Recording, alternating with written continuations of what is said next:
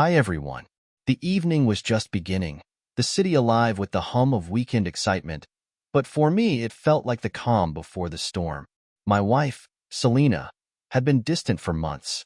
At first, I thought it was just the stress of her job as a high-powered consultant at a luxury finance firm in Zurich, but as weeks went by, I started noticing subtle changes. Longer hours at work, vague explanations for late nights, and the disappearance of small tokens of affection that once made our marriage feel secure. It wasn't just paranoia. Something in my gut told me there was more to it. I tried to brush it off, to dismiss the sinking feeling I had. But deep down, I knew something wasn't right. So, I decided to take action. I wasn't sure what I expected to find, but I was willing to take the risk. That Friday night, I followed her. Selena had mentioned a work dinner earlier in the week. She didn't give me much detail, but I knew it wasn't a typical office gathering. Something in her voice, something in the way she said it, raised a red flag. It wasn't that I didn't trust her, but in that moment, the gnawing feeling in my stomach wouldn't go away. I arrived at the restaurant early, hiding in plain sight among the crowded tables. The upscale restaurant, known for its exclusivity, was the kind of place Selena and I would never have frequented. It was far too expensive, too elegant, too high-class for our normal Friday nights. But she had always enjoyed the idea of sophistication, so I had no doubt she'd come here. I ordered a glass of wine and scanned the room, pretending to focus on the menu. I was trying to calm my nerves, but I couldn't shake the feeling that this night would change everything. Then, I saw her. She was sitting across from a man at a dimly lit corner table, laughing as she played with the wine glass in her hand. It was Ethan, my colleague.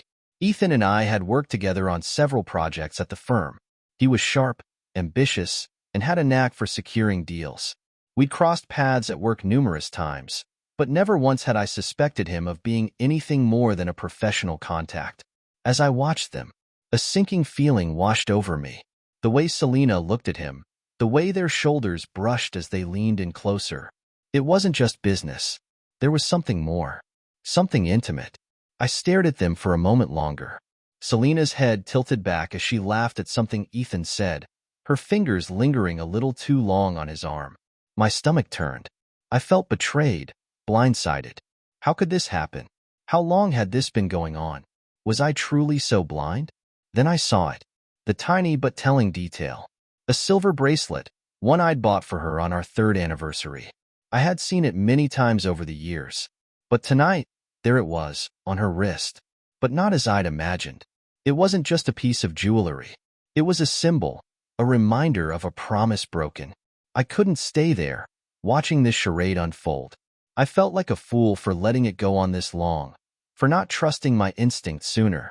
With my heart pounding, I stood up from the bar and walked over to their table.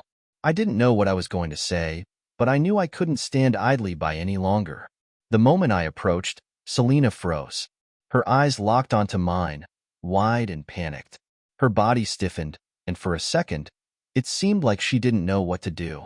Then Ethan looked up, his expression changing from casual to startled in an instant. The color drained from his face as he realized who I was. Selena tried to smile, but it was strained, forced. "Tom," she said softly, trying to sound natural, "what are you doing here?" I didn't respond immediately. Instead, I reached into my coat pocket and pulled out the envelope, the one I had painstakingly filled with the evidence of their affair. It felt heavy in my hands, a physical representation of the hurt, confusion, and betrayal that had been building inside me.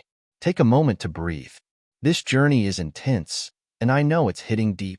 If you want to hear more about how our protagonist confronts the painful truth and rebuilds his life, subscribe to Lauren's story. You won't want to miss the rest of this emotional journey as it unfolds. Ready? Let's dive back in and see what happens next. I placed it on the table, the envelope's sharp edge hitting the linen with a muffled thud.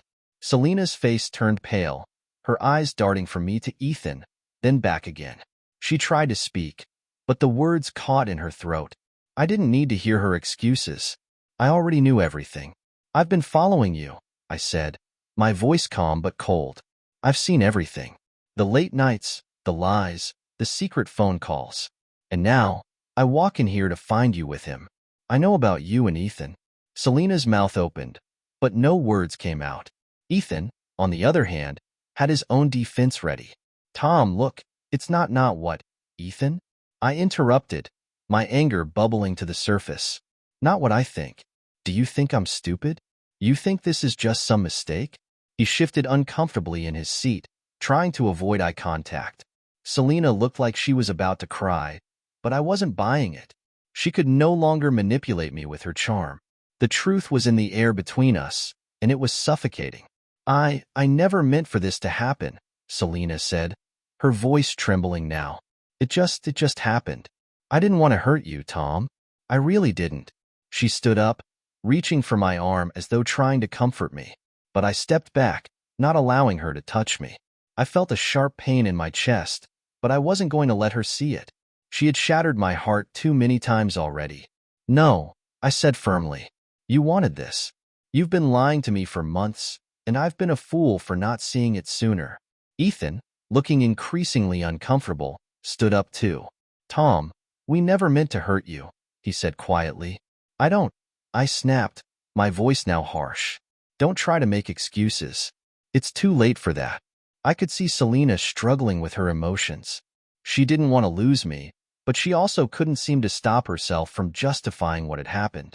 It was too late for apologies, too late for explanations.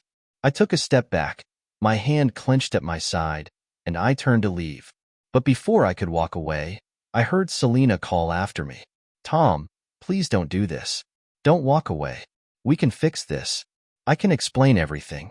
Her voice cracked with desperation, but I didn't turn around. No, Selena, you don't get to fix this. You're not going to get another chance to lie to me. As I walked out of the restaurant, the weight that had been pressing on my chest for months seemed to lift, even if just for a moment. It was over. The deception, the hurt, the mistrust. It was all finally out in the open. The days that followed were filled with a strange combination of relief and anger. I filed for divorce, using the evidence I'd gathered to ensure that Selena wouldn't try to manipulate the situation. It wasn't easy, and there were moments when I questioned my decision, but deep down, I knew that there was no turning back.